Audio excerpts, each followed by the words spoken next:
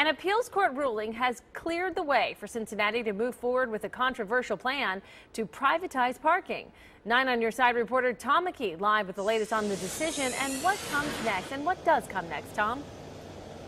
Well, what comes next is the city can move ahead now with that parking lease program, and that's all because of this 38-page ruling from the Ohio 1st District Court of Appeals that the city said City Council properly used an emergency clause on the ordinance last March to approve that parking lease. Opponents, of course, had tried to block it and gathered 12,000 signatures on petitions to get the issue before the voters this November.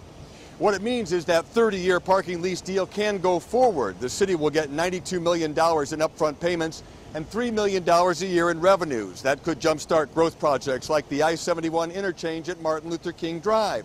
Predictably, reaction was divided from those who supported the plan and those who opposed the plan.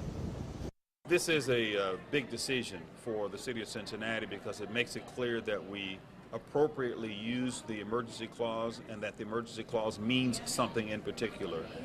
We put emergency clauses on a lot of the things that come through council because of the timing. That was the case with the parking lease. Disappointed that some of the strong arguments that our legal counsel made didn't hold up in their minds. It certainly doesn't change where we're coming from.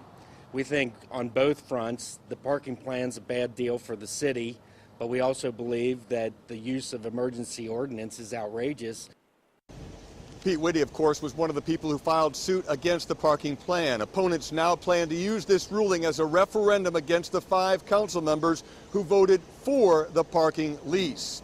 Now, one note, the lease also was going to provide funds for a new apartment tower on 4th Street. Well, that didn't develop with the parking lease in limbo until today. Council is prepared this afternoon to vote on a different set of funding to move that project forward. So we'll see how that plays out, Tanya. Okay. Tom McKee, 9 on Your Side, live, Cincinnati City Hall down.